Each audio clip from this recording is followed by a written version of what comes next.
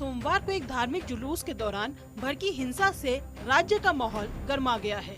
नूह में हुए बवाल में 2 होमगार्ड और एक आम नागरिक की मौत हो गई, जबकि हिंसा की ये आग नूह के साथ साथ आसपास के इलाकों में भी फैल गई। हिंसा के बाद कुल 4 जिलों में लागू हुई धारा 144। बिगड़ते हालात को देखते हुए केंद्र की ओर से भी अतिरिक्त सुरक्षा बल भेजे जा रहे हैं। साथ ही मंगलवार को कुछ इलाकों में स्कूल कॉलेज भी बंद कर दिए गए।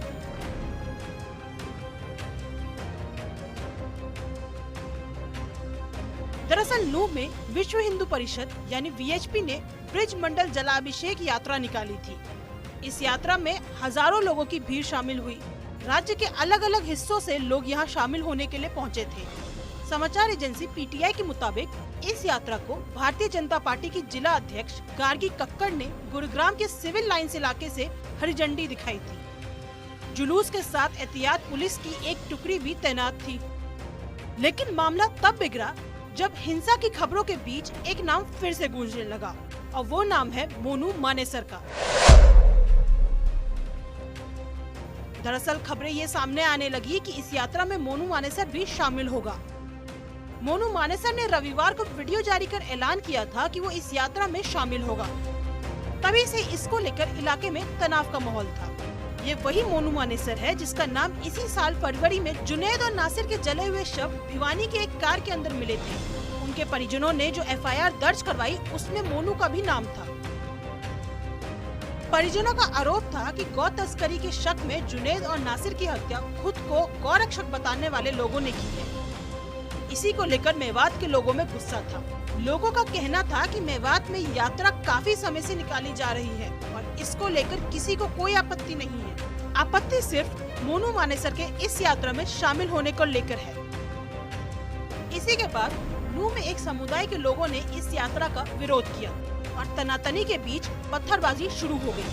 इसी पत्थरबाजी के बाद दोनों गुटों में टकराव का रूप ले लिया और हालात काफी बिगड़ गए।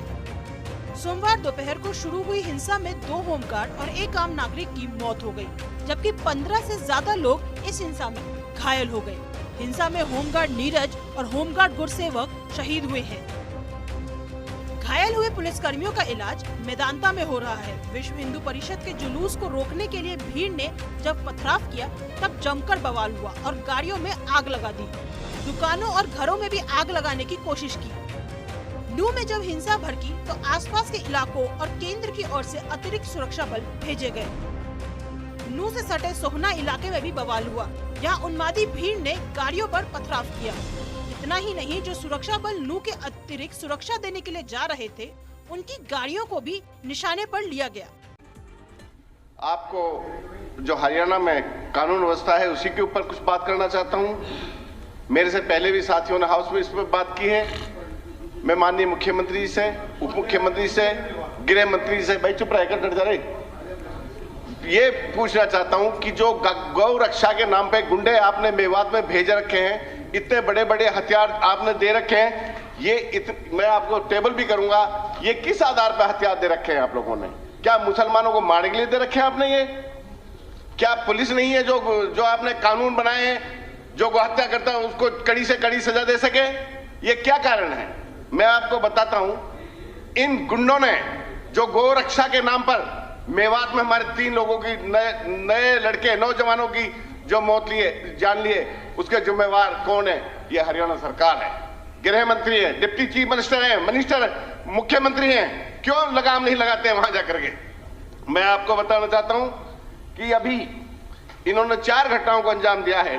23/4/2022 को गांव शेखपुर में ये टीम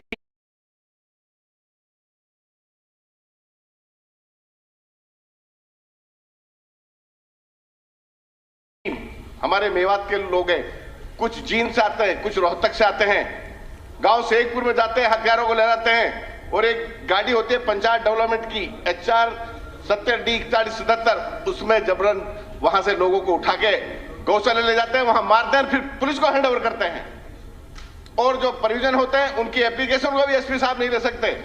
उसके बाद दूसरी घटना इन्होंने की 15/8/2022 को रावा गांव में यही टीम गांव में जाती है, जंगलों में घूमती है, कोई गौ कसी नहीं होती और वहां जाके जो हमारी बहन बेटियां जंगल में जाती है उनके साथ अश्लील हरकत करते हैं, गांव वाले विरोध करते थे, गोली चलाते हैं और फिर पुलिस इन्हीं के खिलाफ जबरदस्ती।